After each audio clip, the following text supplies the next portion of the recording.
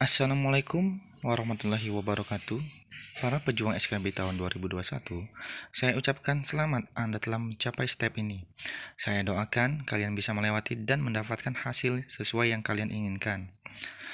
Saya akan mencoba membantu membagikan FR dari informan atau sahabat kita yang lebih dahulu telah ujian SKB. Pokok bahasan kali ini yaitu tentang keperawatan jiwa.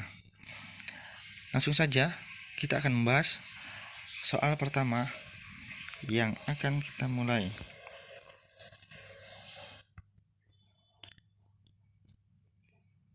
Soal pertama yaitu, selama ini saya yang mencari nafkah. Saat ini saya tidak bisa lagi menafkahi keluarga saya. Apakah pertanyaannya menggambarkan adanya gangguan psikososial pada pasien di atas? Langsung saja kita bahas option per option. Kita bahas dari option A. Apa yang akan saudara lakukan? Pertanyaan ini cocok untuk menggambarkan apa yang akan dilakukan oleh pasien tersebut di masa yang akan datang. Jadi ini mempertanyakan tentang tujuan ke depannya. Option B, sejak kapan saudara kehilangan pekerjaan? Ini berhubungan dengan waktu pasien tersebut kehilangan pekerjaan. Jadi bukan menggambarkan tentang gangguan psikososial. Option C, mengapa Anda di PHK? Ini juga mempertanyakan penyebab, bukan mempertanyakan gangguan psikososial pasien. Option E, apakah Anda membuat kesalahan fatal? Ini juga mempertanyakan kesalahan yang dilakukan oleh pasien. Jadi, option yang paling tepat yaitu option D. Bagaimana pandangan saudara terhadap diri Anda saat ini? Mengapa option D paling tepat? Ini mempertanyakan tentang gambaran konsep diri atau harga diri pasien tersebut. Jadi, option yang paling tepat yaitu option D. Next, laki-laki usia 34 tahun, riwayat minum racun serangga. Saat ini tampak tersenyum sendiri dan bicara sendiri. Apa masalah utama pasien tersebut? Baiklah, langsung saja kita bahas. Option A, bunuh diri.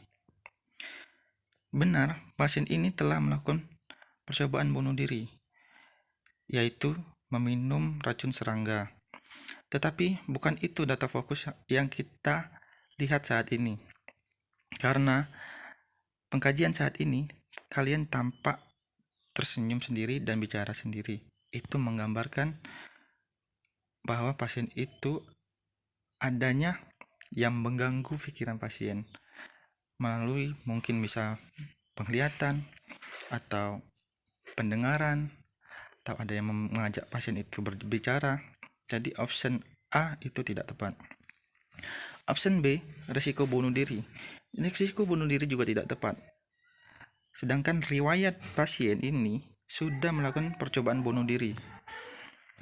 Bukan lagi hanya mau melakukan bunuh diri, tapi sudah. Jadi option B juga tidak tepat. Option D, waham. Tidak adanya gambaran tentang waham di sini, jadi waham juga tidak tepat. Isolasi sosial juga tidak tepat. Jadi option yang paling tepat yaitu option C, halusinasi. Di sini jelas sekali pasien tampak tersenyum sendiri dan bicara sendiri. Jadi jawaban yang paling tepat adalah C. Next, soal nomor 3. Perempuan dibawa keluarga ke rumah sakit jiwa, sering berkata kasar dan marah tidak jelas. Saat dikaji, pasien mengatakan ada yang menyuruhnya untuk marah. Terkadang pasien tertawa sendiri. Terapi aktivitas yang tepat untuk pasien tersebut adalah, di sini kita akan membahas masalah terapi aktivitas kelompok. Ini cukup banyak masuk dalam ujian SKB kali ini. Jadi, teman-teman harus mempelajari semua terapi aktivitas kelompok yang cocok untuk pasien jiwa. Pada kasus di atas, terapi aktivitas kelompok yang tepat yaitu Option C, TAK stimulasi persepsi. Kenapa option C lebih tepat? Mari kita bahas satu persatu. TAK orientasi realita itu lebih tepat untuk pasien waham. Option B, TAK stimulasi sensori itu lebih tepat untuk pasien HDR dan isolasi sosial. Sedangkan option D, TAK defisit perawatan diri, jelas sekali ini cocoknya untuk pasien dengan defisit perawatan diri. Dan TAK sosialisasi itu untuk pasien isolasi sosial. Next, pertanyaan selanjutnya. Pertanyaan nomor 4. Nyonya A dirawat RSJ tampak tertawa sendiri. Saat dikaji, pasien mengatakan ada yang mengajaknya bicara. Perawat telah mengajarkan Nyonya A cara menghardik. Pasti komunikasi terapeutik apa yang dilakukan perawat tersebut? Nah, ini juga tentang komunikasi terapeutik. Pertanyaannya kadang dibalik, fase-fasenya jadi pertanyaan, terus komunikasinya yang jadi option pilihan jawaban.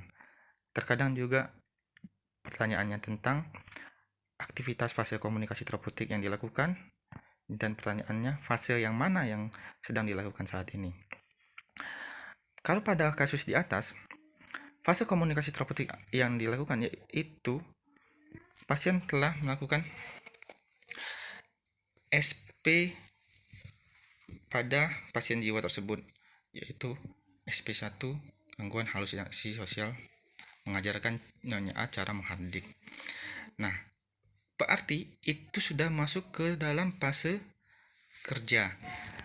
Fase kerja yaitu option yang paling tepat adalah option C, fase kerja, atau merupakan fase utama dilaksanakannya SP jiwa untuk pasien dengan gangguan jiwa. Kenapa option A tidak tepat?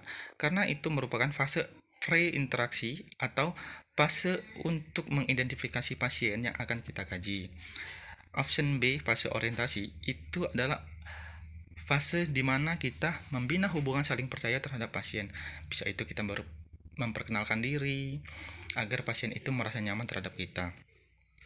Option D, fase terminasi, yaitu fase akhir atau evaluasi setelah kita melakukan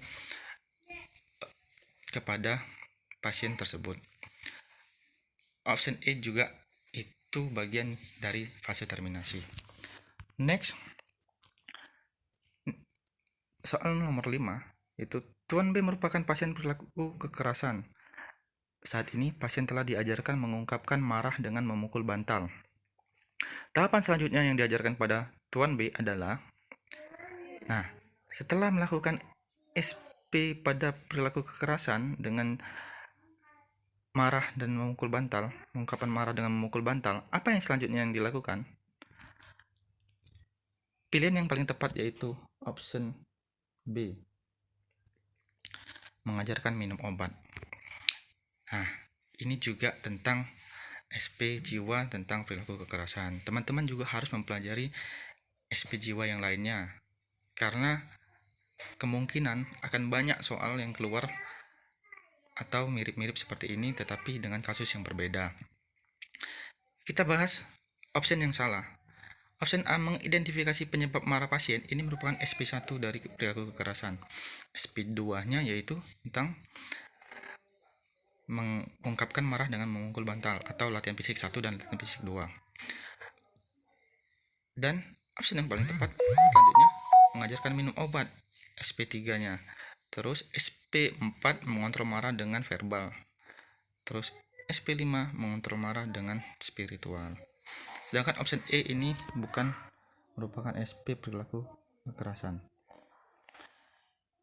Baiklah, itu dulu yang kita bahas kali ini.